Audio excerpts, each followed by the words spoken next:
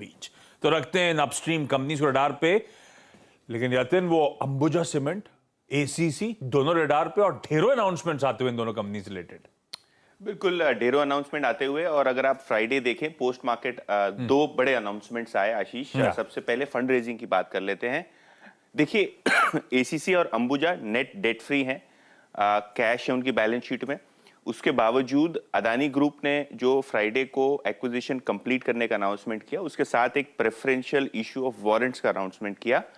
कुल मिला के अंबुजा और एसीसी अगर आप देखें तो आप अदानी ग्रुप कंपनीज हो गई हैं, और अंबुजा में लगभग 20,000 करोड़ रुपए, यस 20,000 करोड़ रुपीज का फंड इन्फ्यूजन प्रमोटर करेंगे वारंट्स के जरिए, जो ऑब्वियसली 18 महीने का पीरियड मिलता है वारंट कन्वर्ट करने को।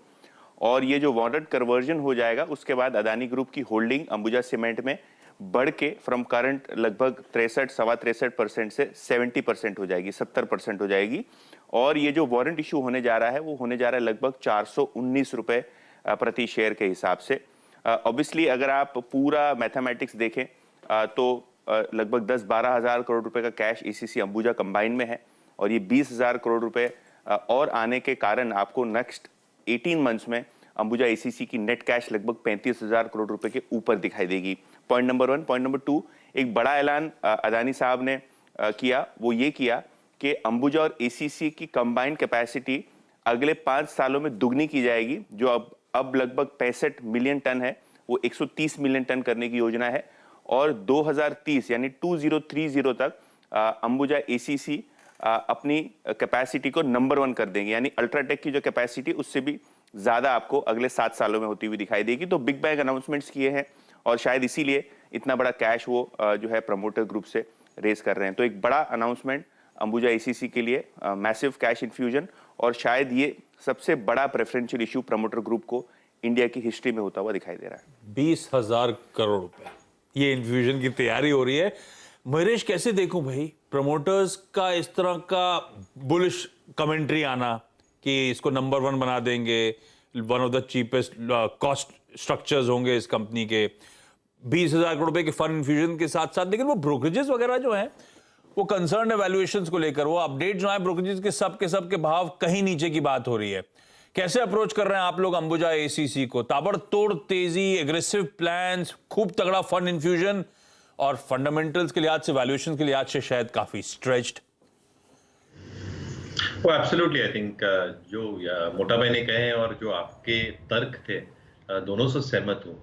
दो चीजें हो रही है आशीष जी। एक, आई थिंक जो एक्सपेंशन प्लान्स की बात की जा रही है, even UltraTech is expanding it's capacities in a very substantial manner. तो आई थिंक जो कैपेसिटी एक्सपेंशन सीमेंट इंडस्ट्री में बिल्कुल हुए नहीं थे पिछले 5 या 6 वर्षों में, suddenly I think in the next 4 to 5 years एक सिग्निफिकेंट एक्सपेंशन देखने मिलेगा। आज अगर मैं देखूं तो आई थिंक जो सीमेंट यूटिलाइजेशन लेवल्स है वो 72% के आसपास है। With new capacities coming through, demand catch up होना बहुत लाजमी है। बट कहीं ना कहीं हम देख रहे हैं जो रूरल अर्बन हाउसिंग है, इंफ्रास्ट्रक्चर डेवलपमेंट है, ये सीमेंट के वॉल्यूम ग्रोथ को सपोर्ट देगा।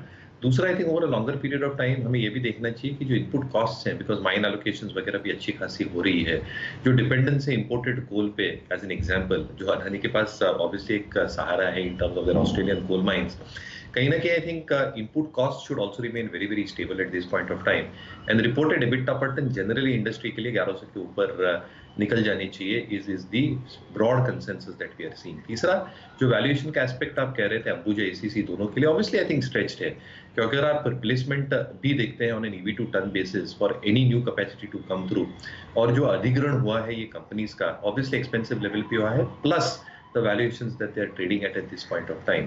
तो अनाउंसमेंट्स आई थिंक अच्छे हैं। क्या सप्लाई एक्सेसिव जो आएगी अगले कुछ वर्षों में, क्या डिमांड कैचअप उतनी होगी, ये देखना आई थिंक अगले कुछ क्वार्टर्स या अगले कुछ सालों में पता चलेगा इन टर्म्स ऑफ डिमांड डायनेमिक्स।